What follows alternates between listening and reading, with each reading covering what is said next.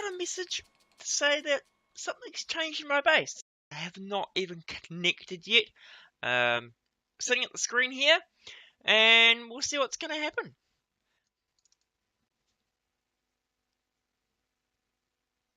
Loading terrain. And we're in. So, that's it. We'll go for a walk out here. Got a rough idea where it is, but I don't quite know where.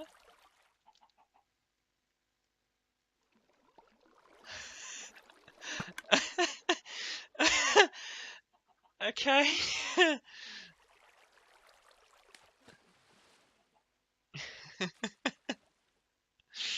I love it.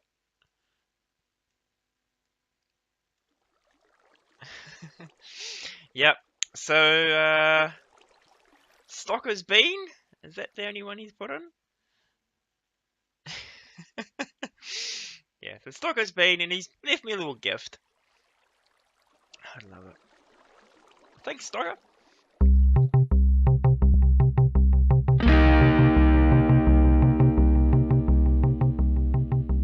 Hey, how's it going? And welcome back to Quantus on the FTOG server. Now, in the last episode, we worked on the Withering Armor from Draconic Evolution, and in this episode, I was going to do a little more open computer stuff, but unfortunately, I've hit a small snag in my coding, and I didn't get it finished by the time I get to record this episode. So I thought, instead of doing that, let's do something a little different and use a mod that I haven't played with before, but it looks quite interesting. So, let's get started. So, like in most series, I have a smeltery that I've hidden behind the wall here, and you may have seen it flashing away in the past, and it's currently set up to auto-load from here, and I've just got a whole bunch of iron ore. Thinking I'm just going to melt all this into iron, because we're just about finished up on the series here, and stuff hasn't been processed, so I might as well set it up to go into somewhere. And what I normally do is I will set these up to go to ultimately drain into a tank of some form, and then make it so that when I need the materials, I can just request them quickly from the fluid that's stored, rather than having to wait for it to smelt.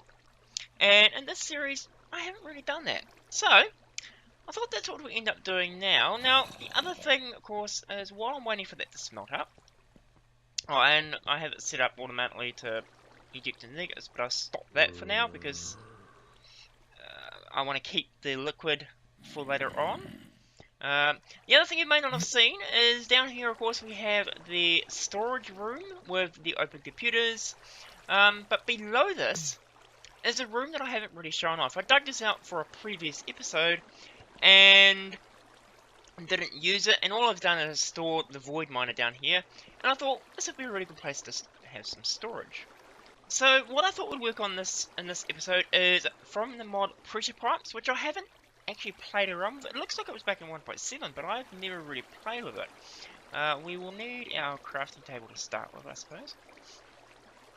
Now, it is very heavy on iron and green dye. As you can see, I've got a little bit here. Probably got more than I really need, but I'm prepared. So it's basically a pipe network for liquids. You can't do items, you can't do power, you can't do anything else. It's just pipes. But it does look like it's got a lot of potential. Now, to make the basic pipes, the high pressure pipes, which is what transports everything, it's a very easy recipe. It just took, as I said, a lot of iron and a lot of green dye. So we're going to make 6 of those to start with. Done. That's easy.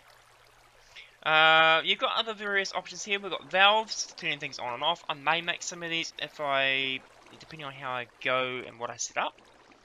We've got a high pressure output. We'll need at least one of these, which requires a pressure system interface, which requires this stuff. And we need some redstone. There's always something I forget, isn't there? Always something I forget. Redstone. Grab some redstone.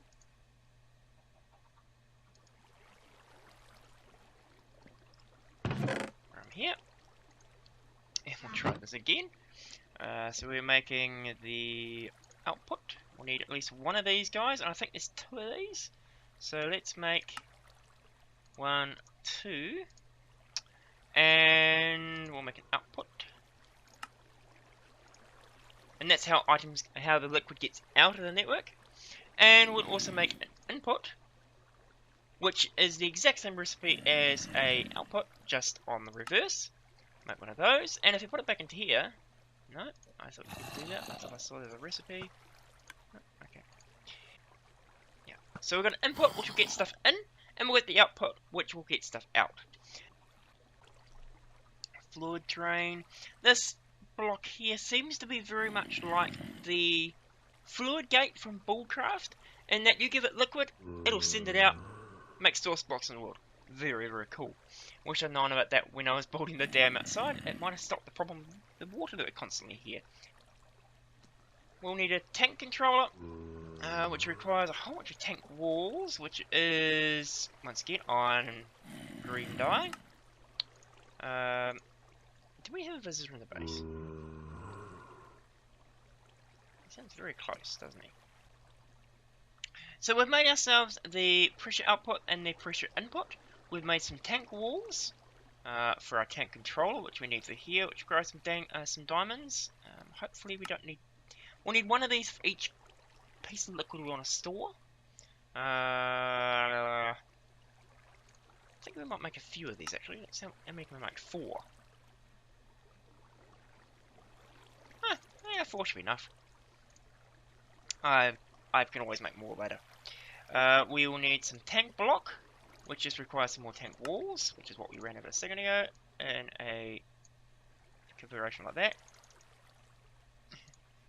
It's not going to go very far. Now, I think we'll start with that. We'll go down here,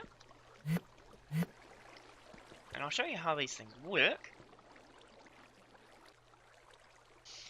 So, first thing we'll need to do is put down some tank block. Now, your tanks in this case can be any shape you want. We can make them into a little L shape like this, or a little T shape. As long as you have a controller on like that, there you go, you have one tank. Right click it, you get your interface. Of course, in this case, it's not very useful. You have to put your liquids in manually, which you could do up here. Nothing else is set up, which is where the next part of the puzzle comes in. We need to make ourselves some interfaces. So if we go into the, what do we got here? Tank indicator block. Let's make some of those. Need some more of these. Might be a little more expensive on iron than I thought it was actually. Make one of those maybe. What this should do is give us an indication of the level of liquid. So if you think about, if you used Railcraft and the big tanks, these are similar, except you can't see in the side.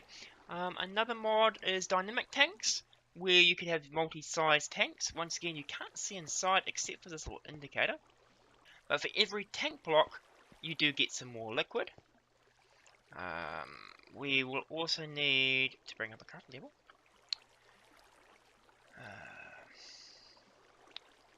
What else? We need some pressurized, it's powered.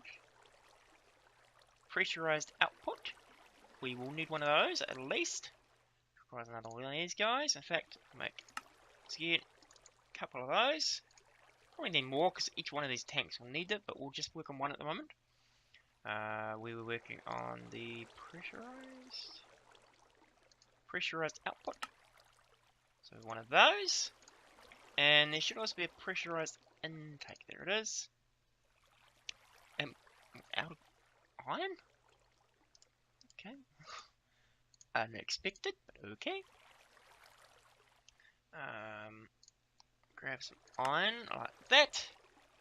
And we need to place these on here, which will then let us import and export items for fluid. So we'll just make a funny shape for now, like that. And that will let us store stuff.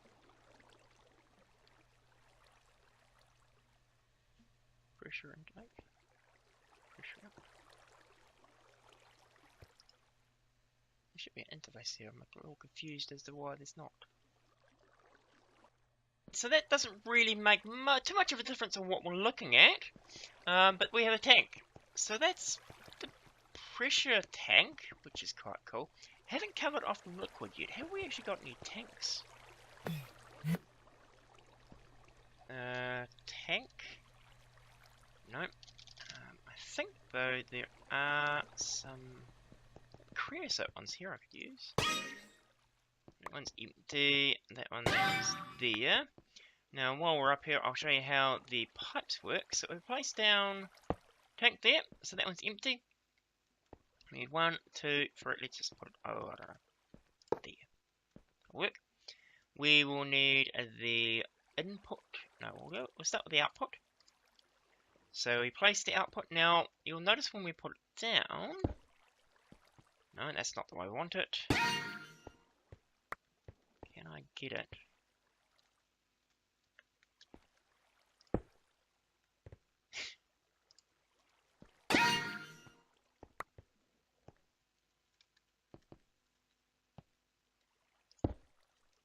No. When you place it down, the little blue piece needs to face towards the piping. Now, do I have a wrench?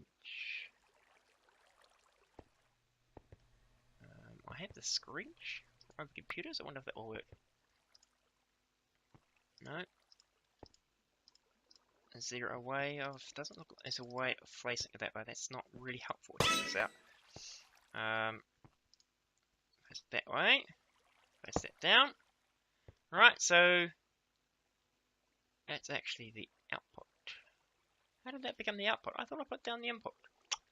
No, we'll start with the output. Let's try again. So I need the input because we want to put into the pipes. Can I get it? There we go. No, that's the wrong way as well. Wait, there we go. Cool. So we have the blue piece facing in this way. It's not based on the arrows. The arrows will indicate whether you're going into the pipes or out of the pipes. We'll grab some piping. We stick it 1, 2. We will then grab. No, we want the output pipe. Place that there. No, scrunch it. Okay. It's not being overly helpful on that one. Can we place it there? Look at that. Perfect. Okay, so you'll see it does nothing initially. But we have 3 buckets worth there. If we grab ourselves a lever, which I do have one,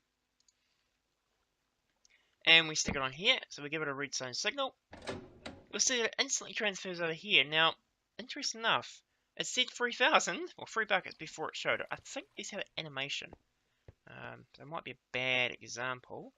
From my testing, it's actually instant transport. You could transport 1,000 buckets worth, and it does it in an instant, which is great for speed and for machines, and possibly what we're going to do it for. But what we'll do is we'll take these out.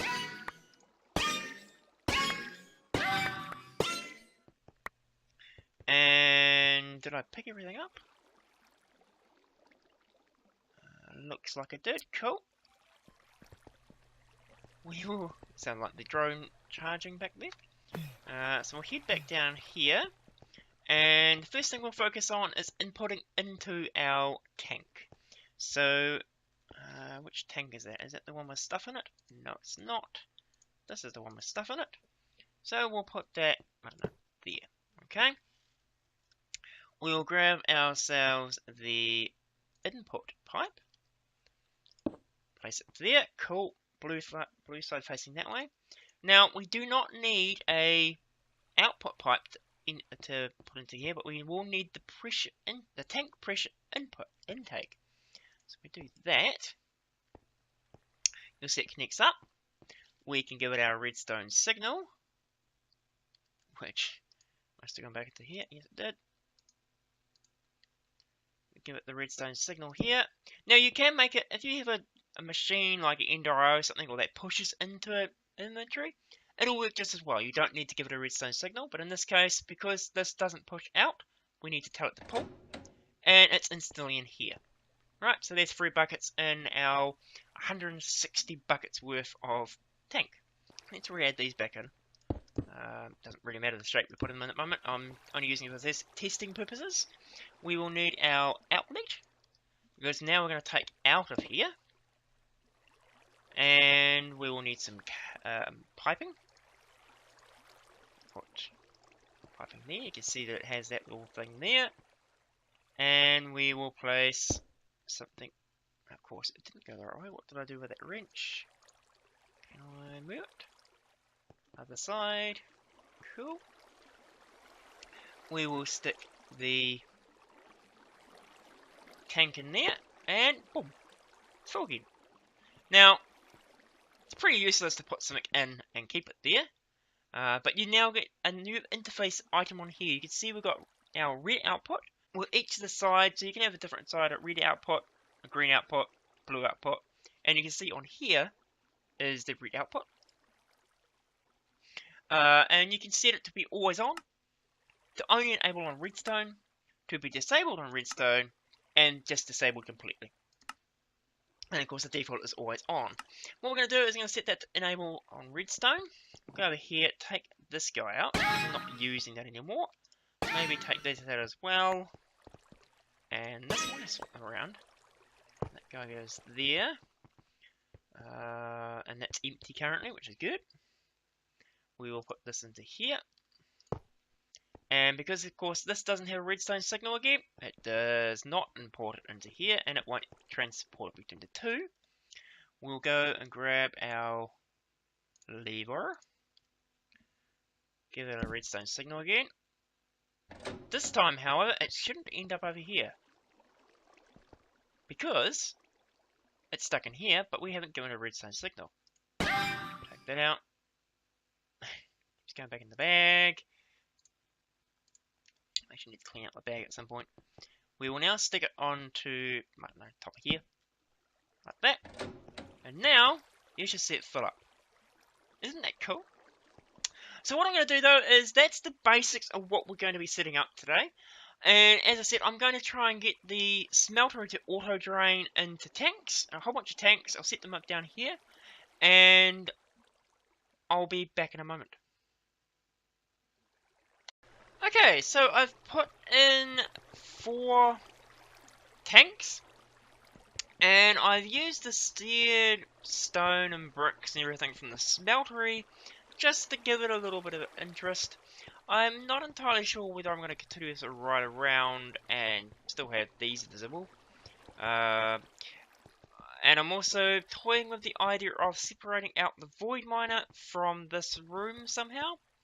And having a little door that goes into the back maintenance area. But as you can see, I've put that in there. We've got the 4 there.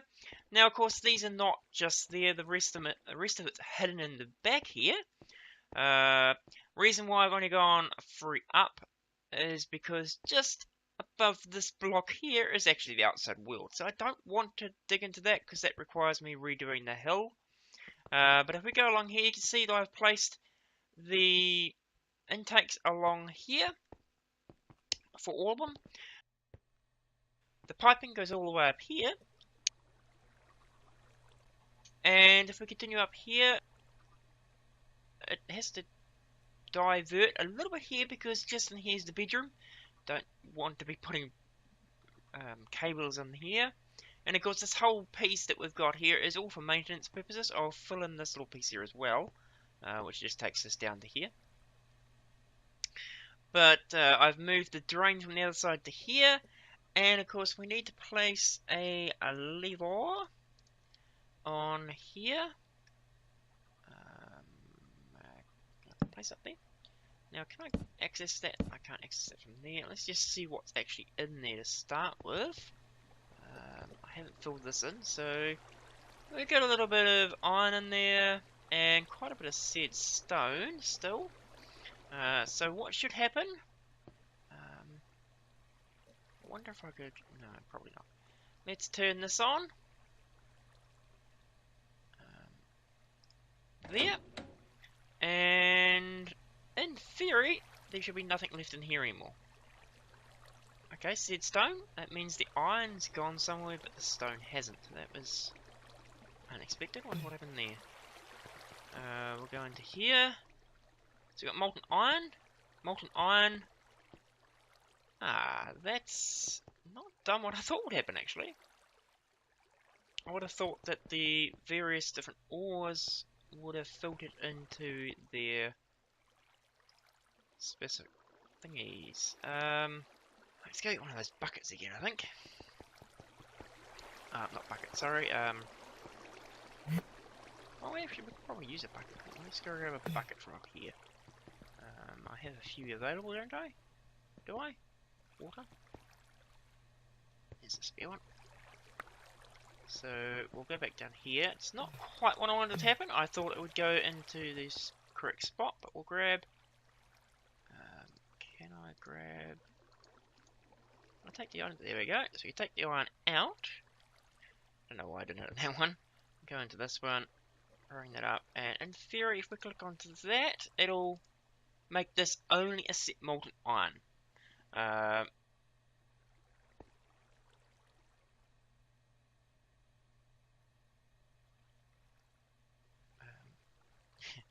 Yeah, okay, what I'm going to have to do is I'm going to set up some more stuff to smelt up so that we can fill in these tanks with liquid, and then I'll try and suck this stuff out. I'm also going to set it up so that the tanks will empty and we can have them automatically go into a casting basin. So when I come back, I'll show you what I've done. Back soon. Cool, redstone works.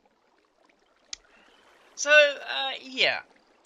I found a small problem with filling up the tanks of extra liquids. There's a lot more liquids than I thought. So this room's going to have to be a little bigger than I thought. And I'll probably have to put another tank in here and another tank in there and possibly make it bigger than that. But we'll see. I don't have too many things that need to be liquefied. But I'll add more in if I need more, and might have to find somewhere else to put this stuff if I need to. As you can see, I've put in some casting tables and some casting basins. Now there is one small problem currently. If we press one of these buttons, it'll fill up. In fact, let's do that. Is that how much we got there? Empty. Alright. Probably not enough. One of the problems we have is... yeah, we could probably make aluminium. Press this here, you'll see it goes really quickly, fills them all up, which is awesome. Really, really quick, really, really nice. And we've suddenly got all these full up. Now,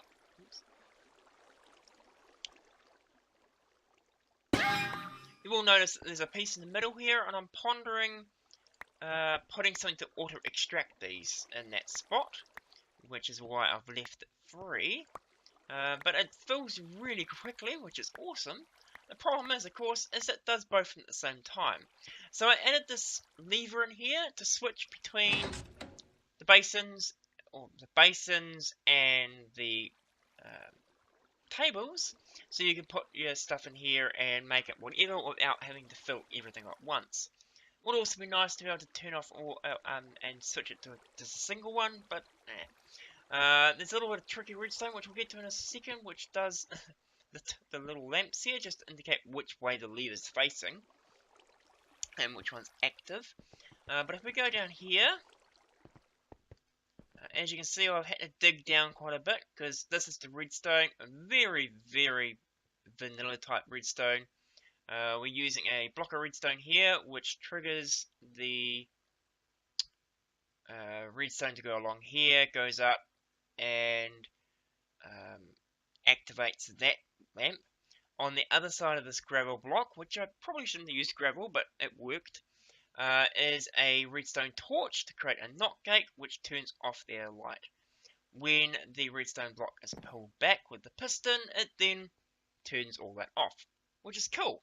The problem is that it doesn't actually do anything at the moment. So what we'll do is we need to probably go in here and create a check valve. Check valve is pretty easy to make. It's just a couple more of those guys, a couple of lever, and I'm missing some of these. We'll probably need 4, I'm thinking.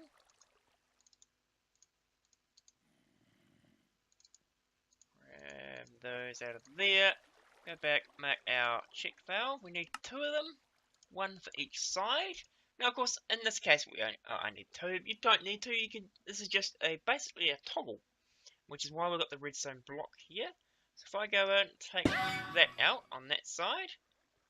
Is that the one that's currently active? I should check that, shouldn't I? Make sure it's the one. We're not facing the wrong way. Uh-oh. Oh, it is the side. I've broken my redstone. What did I do? Oh, I see. I took the piece of redstone fell out. That's fine. We can fix it. Place that there. And we want to place in our check valve facing that way. There? No, not there. What do I do? Want it in here. Now you'll note it has a little arrow on it, which it's used for 2 things. One is it's a direction only thing, so you can make it only go in one direction, and the other thing is to make it start or go. Because the redstone block is there, of course it is red, which means it's not leaving liquid in. And on this one here, we'll do the same thing, but we'll bring it 1 block back. Face it that way, hopefully. And you'll see this one here is green, also going this way, which means this one is active and this one is not. So, if we go up to here, again, and which one were we doing? We're doing aluminium, got 6,000 aluminium. You can see it's slowly filling up. There's a lot of space in these things. We'll press the button, and hopefully this lot will fill up, and that one won't. That's not what I expected at all. Okay, probably just got my valves around the wrong ways. And we press the button. There we go, it finishes. It doesn't fill up here. Cool. Now, in order to get it to do this, it's not terribly difficult. If we go into interface here, you can see all I've done is set it so that the output pressure pipe is set to enable on redstone. And that's the same for each of these. And the actual output pipe is right behind this said stone. So when you press the button, of course, it's sending a redstone signal through to the pipe to let it go. So we take that out. You can see how I've set it up. With the tank being around it there, and then it just goes up into there to hit that valve. Not sure why the button went away then. Not overly helpful. But as you can see, everything should be working in the way we need it to now. So I'm going to call the episode here.